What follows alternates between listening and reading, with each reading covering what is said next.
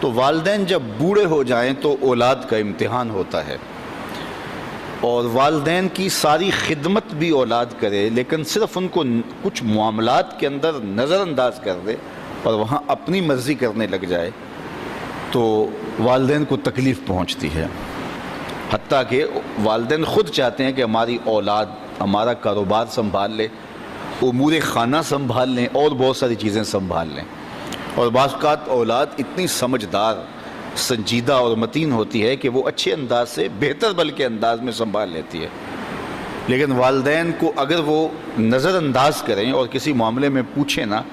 تو ان کو ایک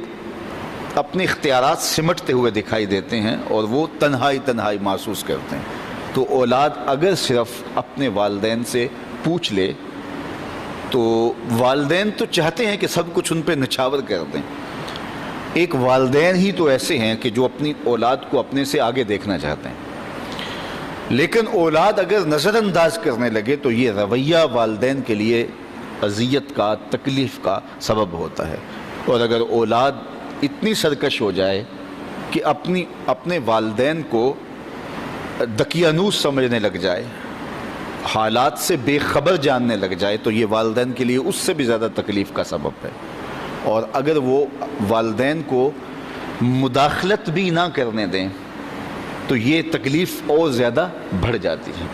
اور زیادہ اذیت بڑھ جاتی ہے۔ اللہ کے محبوب کی خدمت میں ایک شخص حاضر ہوا اور اس نے حضور کی بارگاہ میں شکایت کی، اور وہ یہ تھی کہ میرا بیٹا اپنی چیزوں کو جو ہے وہ مجھے ہاتھ نہیں لگانے دیتا۔ تو آقا کریم علیہ السلام نے اسے بلایا اور فرمایا کہ یہ تمہارا باپ کیا کہہ رہا ہے؟ تو اس نے کہا کہ حضور اس کی عمر ایسی ہو گئی ہے تو یہ چیزیں خراب کر دیتا ہے۔ تو آقا کریم کی چشمان اقدس سے آنسو ٹپکنے لگے، اور آقا کریم نے فرمایا کہ ایک وقت تھا کہ تو اس کی چیزیں خراب کرتا تھا اور اس نے کبھی نہیں تمہیں روکا تھا، یہ دوبارہ وہ چیزیں لا کے تمہیں دیتا تھا۔ تو حضور نے اس وقت ایک تاریخ ساز جملہ ارشاد فرمایا، انتا و مالو کا لابی کا، فرمایا تو بھی، تیرا مال بھی تیرے باپ کا ہے، وہ تیرے مال میں، تیرے معاملات میں جس طرح چاہے تصرف کر سکتا ہے، اللہ نے اس کو اختیار دیا۔ تو ماں باپ کی خدمت یہ سعادت مندی کا راستہ ہے، اور ماں باپ کو نظر انداز کر دینا، ماں باپ کی بے ادبی کرنا، ماں باپ کی توہین کرنا، ماں باپ کو دقیانوس سمجھ لینا، ماں باپ کو کمتر جاننا، ماں باپ کے لیے رویوں میں سختی پیدا کر دینا،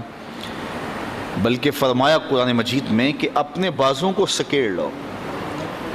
پرندہ جب اڑتا ہے اور اڑان بھرتا ہے تو بازو پھیلاتا ہے اور پھر وہ اڑان بھرتا ہے، اور جب اس نے دوبارہ زمین پہ آنا ہوتا ہے تو بازوؤں کو سمیٹتا چلا جاتا ہے۔ تو بازوؤں کو سمیٹتا ہے تو وہ زمین کی طرف اترتا ہے۔ تو کہا کہ کتنی خوبصورت مثال قرآن نے دی ہے کہ اپنے والدین کے لیے بازوؤں کو سکیڑ لو۔ تم افسر ہو، تم مفتی شہر ہو، تم حاکم شہر ہو، تم بہت بڑے بزنس مین ہو، تم علامۃ الدہر ہو، تم صاحب تحقیق ہو، تم صاحب فتویٰ ہو، تم عقل و بینش کے امام ہو، تم بہت بڑے دانشور ہو، تم بہت بڑے ذہین فتین شخص ہو، تمہاری عظمتوں کا زمانہ لوہا مانتا ہے، دنیا کی دانش گاہوں میں تجھ سے لوگ دنیا گزارنے کے گر سیکھتے ہیں، لیکن جب تم اڑان بھرو تو اس وقت تم مفتی رہو، اس وقت تم فقیہ شہر بنو، اس وقت تم جو ہے وہ بہت کامیاب بزنس مین بن کے پرواز کرو، اس وقت تم بہت بڑے مانے ہوئے پروفیسر کہلاؤ، تم اپنے فن کے ڈاکٹر اور ماہر کہلاؤ، لیکن جب تم واپس اپنے باپ کی چوکھٹ پہ اپنی ماں کی بارگاہ میں آؤ تو بازو سکیڑ لو، اس وقت بیٹے بن کے آؤ۔ اس وقت تمہارے ساتھ جو مفتی کا ٹائٹل ہے، عالم کا ٹائٹل ہے، پروفیسر کا ٹائٹل ہے، ڈاکٹر کا ٹائٹل ہے، کامیاب بزنس مین کا ٹائٹل ہے، وزیر اور مشیر کا ٹائٹل ہے، وہ اتر جائیں بازو سکیڑ کے، تم ایک بیٹے بن کے ماں کی آگوش، ماں کی خدمت میں اور اس کے حضور اور باپ کے حضور بیٹھو، تو یہ ان کے لیے تسکین کا سبب ہے۔ اور اب جب دوبارہ اڑان بھرو گے تو اللہ تعالیٰ تمہیں اور زیادہ عزتوں سے نوازے گا۔ تو فرمایا کہ اپنے بازوؤں کو سکیڑ لو۔ اللہ اکبر، کتنی خوبصورت بات ارشاد فرمائی، اور فرمایا کہ ان کے سامنے